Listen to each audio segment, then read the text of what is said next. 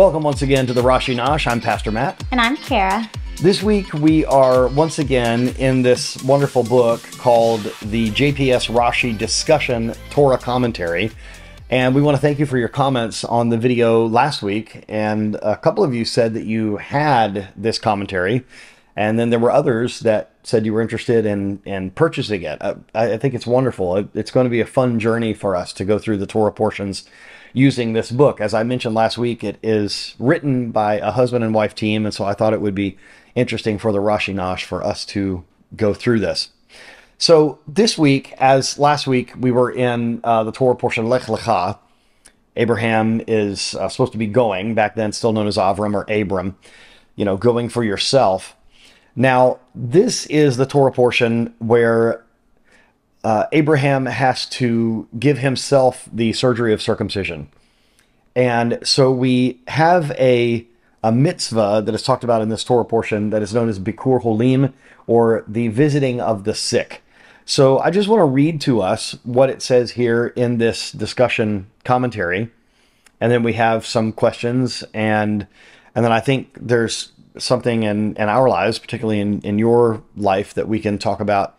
In our lives, but in your particular family's life, your nuclear family's life, that we can have an application here for. So it says here on page 12 of this wonderful book, the mitzvah to visit the sick, known as Bikur Holim, has been embraced by both Jews and non-Jews. Ronald McDonald House enables families to visit their sick children by providing low-cost accommodations adjacent to hospitals. Many Jewish communities have Bikur Holim organizations that facilitate volunteer visits to patients in local hospitals and even provide Jewish patients with wine for Kiddush, the prayer over the wine, and candles for the Sabbath. The opening verse of Parashat Vayéra, known as explained by Rashi, introduces the mitzvah of Bikur Holim by example, saying, "The Lord appeared to him," Abraham, "by the terebinths of Mamre. He was seated at the entrance of his tent as the day grew hot." This is in Genesis 18:1. And clarifying why God appeared to Abraham at this time, Rashi states, "The Lord appeared to him to visit the sick." Said Rabbi Chama, the son of Hanina, "It was the third day from his circumcision, and the Holy One, blessed be he, came and inquired about his welfare." This is Rashi's comment on Genesis 18:1. Now, it is just known through Jewish history and Jewish tradition that the third day after circumcision is the most painful day. And this is borne out in the scripture. If you'll remember that the sister Dinah, when she is taken by the men of Shechem, that the brothers play like a trick, and they say, "Well, you can just marry our sister, but you have to be like us. You have to be circumcised." And on the third day after it, they go in and they just decimate these men that are in pain and can't defend themselves. So continuing on, the previous parasha, Lech Lecha, ends with Abraham's circumcision, and this parasha begins with God's appearing before Abraham. Rashi therefore informs us that God visited Abraham to ask about his well-being, in effect, to demonstrate to Abraham that God cared for him. From this perspective, practicing Bikur Holim can encompass many ways to help others heal: visiting patients in hospitals or nursing homes, engaging with neighbors who are homebound or recovering after medical treatment, and reaching out to people who are lonely or going through difficult times. Doctors or not, all of us can play a role in someone else's healing. This section of this book is called Healing Without a Medical License. And I think that's interesting. So there is this Jewish tradition that, and I'll have to do some more research to remember why it is a 60th, but it is said that sleep is a 60th of death. And it is also said that when you visit someone, it's like you're contributing a 60th of their healing. So you're helping heal them just by visiting them. So Abraham has this visit from God who wants to inquire about him. And it says there in verse 1 of chapter 18, the day grew hot. Now, Rashi and other commentators actually also point out that it was unusually hot, that God caused the sun to be extra hot that day so that there wouldn't be a lot of travelers, because Abraham, it is said, had a tent that was open on all four sides, and he loved to show hospitality. and he loved to invite guests in. So God made it extra hot so people wouldn't be on the road. So he could recover. So he could recover. Like that. It's kind of cool. And also there's the verse in Micah, which talks about the Son of Righteousness with healing in its wings or healing in its rays. And there's a double meaning to this, because when it talks about the Son of Righteousness, it's actually talking about the sun, like where we get our light and warmth. In a literal sense, that's what it's meaning. And that the sun has healing in it. And so the other reason that God allowed it to be extra hot that day, the sun to be more powerful, is that it was actually healing Abraham from his circumcision. Now, here's where we get into these questions. And did you have something you want to add? Well, I was just going to say, it might be related to the questions, but I was just going to say our church has a whole team dedicated to this exact purpose. We have our care team, and they organize and schedule continued meetings for people, anyone who is a shut-in or someone who has a long-term illness. Anytime there's somebody in a hospital or rehab facility, they make sure to schedule things to go visit, or anyone who's had a new baby, anything like that. They really do a good job of making sure to make those visits to those people when they feel someone is under the weather, in the hospital, sick, anything like that. So it's not just the Ronald McDonald houses and places in the world that also put an important make it important that they are able to visit people who are unwell. So essentially, I mean, if our care team was in a synagogue, it would be known as a Bikur Holim Society. Absolutely. And we looked up the earliest example that we have in history of a society like this, a care team, if you will, in a synagogue setting, is in the early Middle Ages. So Jewish people have been doing this forever. And I think churches have been doing this a long time too. And some of the biggest hospitals around were founded by churches. Yeah. There is a church or a hospital in our area, and I'm sure if you live in the United States, or maybe they're even around the world, I'm not sure, but at least in our area, we have a hospital that is called Advent. It's an Adventist, the Seventh-day Adventists, a group of Sabbath-observing Christians that have started this hospital. And so I think there's a long history of, because of visiting the sick in the Bible. We see this in the New Testament as well. Yeshua says, I was sick and you visited me.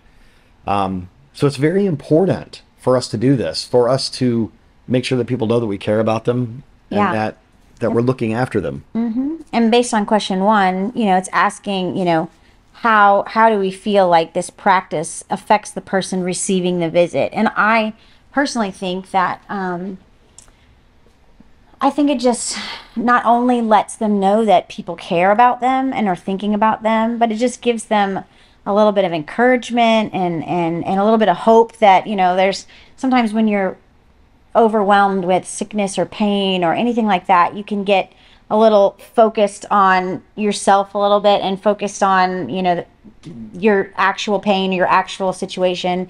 And sometimes when someone comes in to pray for you or to visit you, I feel like it kind of gets you out of that headspace a little bit and kind of helps you refocus and be like, okay, this is just a moment in my life. Look, all this other stuff out here still going on. I need to get back to that. Kind of encourages you to kind of change and shift your view a little bit while you're maybe a little bit upset or depressed or just hurting. Absolutely. Let's just veer a little bit off the beaten path on this question and look at this from the flip side, in that in today's society, when we have technology where we can call one another, we can text one another, 2 points that I want to make. Number 1, texting or calling still does not have the same impact as visiting someone in person.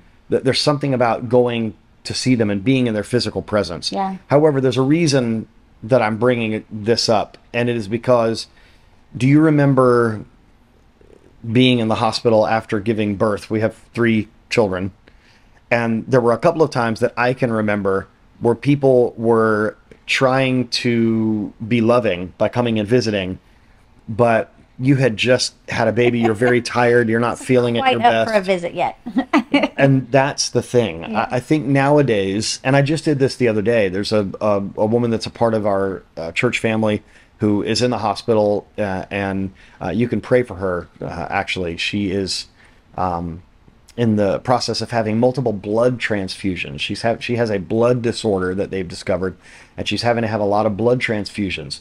So this is why it's good that we donate blood. You know, people need blood. Remember Alyssa in your prayers. But the reason that I mention this is just the other day, I made sure that I called and I texted and said, hey, is she up for a visit? She want a visit. Yeah, because it's important that in our trying to do something loving and do something good, that we're not either putting pressure on people or that we're not overwhelming them. Making them uncomfortable. Exactly. Because the other thing is we don't know how many visits they've had that day. And it may be a little overwhelming and they may need to rest. So I think it's a good idea to call ahead or text and say, is it all right to come by for a visit? But not in our modern technological world to get away from visiting someone in person. It's not a good excuse to not visit someone simply because you can text them. There's something about being in their physical presence. I agree. So do you think that obviously it's, you know, it's self-evident, it's obvious the positive effect that it can have on the person that you're visiting. And this is where I wanted to bring in your family. So your dad has had a couple of strokes in the last few years and has not been as mobile. And they have moved a couple of states away to be closer to other members of your family. And you're actually leaving today to go for a visit up there. And so it just goes right along with our Torah portion that you're going up there to visit. And one of the good things about you going to visit is that you get to see your dad in person, you know, talking on the phone and texting and all that stuff. That's all well and good. But to take this 4-hour drive one way that you're doing, I've seen it when your dad sees his daughter that now lives in another state walk into the room. We've seen how his face lights up. And so we've seen the effect that it has on the person that you're visiting. We've seen the effect that it has on your dad. But how does it affect the person? Question number 2, from your experience, how can visiting the sick affect the person who is engaging in the Bikur Holim, in the visiting of the sick? How does it affect you? I think almost in the same manner, where it makes you just realize, you know, take the focus off yourself, that there are other people who have needs, and those needs sometimes are just as simple as just a visit or a check-in or anything like that. Bring them a cup of soup, you know, things like that. Sometimes we can get so focused on ourselves that we forget that that we are all need to work together to get through life, you know what I mean? And so I think it also gives you that sense of, you know, it is a mitzvah. So, you know, you have all the good feelings of knowing you're doing something you're supposed to do and that you should be doing. So those, you know, encourage you as well. And then just strengthening that relationship with that person. I feel like just, even if it's only a 10-minute visit, you just have a different relationship with someone after you've spent like a more intimate moment like that with someone. And then they realize that you really care about them, and it shifts things a little bit. And so then the next time they're sick, you know, you have that commonality, and you've already, you know, whatever. And so it's easier the next time, just like, oh, I'm totally going to go visit them and I care about them. And it just changes the dynamic a little bit between people sometimes. I agree. And I think something that we probably need to mention is we can't look at visiting someone who is sick as just something to check off a list. Well, is that something that we need to do? You know, let's do that. The reason that we do it is because we have a relationship with this person. And years ago, maybe we won't tell them exactly how many years ago, but years ago, we said vows to each other when we got married 27 years ago. And we said in sickness and in health. We don't really do that with other relationships, other friendships, other familial connections that we have. It's not like we say, let's recite vows to one another and how we're going to be good friends. We don't have a ceremony like that. At least we don't have in the United States. Maybe you do where you live. But it's kind of almost assumed that if we're friends, it's going to be in sickness and health, right? It's almost assumed, but sometimes it's not there. Yeah. How often is it awkward for us if we have a friend that's hurting, that just in our humanness, we don't want to be around the hurt, or we don't know what to say, or anything like that. Sometimes it's just good to be there. It's something that I learned long ago from my dad is when you're visiting a sick person, sometimes you just being there for a few minutes and just praying with them. That it's something that goes a long way in that friendship. And we need to, if we're willing to be there and celebrate when our friends or loved ones are doing well, we need to be there also when they're sick. If God can inquire about the health of Abraham, certainly we can do that. Absolutely. So question number 3, I think I already know what you're going to say. Kind of. Do you agree that all of us can play a role in someone else's healing? I think that's it. And maybe you in your congregation, maybe you need to start a Bikur Holim society, or maybe it can be like at our church, where we simply call that a care team, where a group of people mobilizes. They're on call and they mobilize. Someone needs our help. Let's spring into action and do. Everyone can do their part. Some of us work a lot, and you might even have multiple jobs. You might not have a lot of time to give, but everyone can have a role to play in one of these teams, in one of these societies for Bikul Holim, which is part of the larger concept that we learn in our yeshiva of Gimilut Chasadim, of loving kindness, of doing things for others, even if we don't think they deserve it. It's good for us to visit someone who is sick, even if we don't like them very much. It's good for us to do it. They need people to visit them. And sometimes even just for mental health too. Like we have our care team even makes visits to an assisted living facility, and they don't really have a connection with those people. You know, they don't go to our church and they're not related to or anything, but just having somebody to come and speak to them that's not a medical professional and just listen to them and talk to them and just engage in them just helps their mental health too. And then of course it makes the people that are doing it, you know, again, they start this relationship and they're doing the mitzvah as well. And it's just good for both parties. I think it's wonderful. And if the Jewish tradition is true, that if you visit a sick person, you're taking upon yourself 1/60th of their infirmity, then maybe we should just get a team of 60 to go visit everyone. Maybe that would be fun. But if we really look at it that way, that you're bearing part of someone's burden, that is so scriptural of us bearing one another's burdens and being there for one another. It's just a good practice to get in.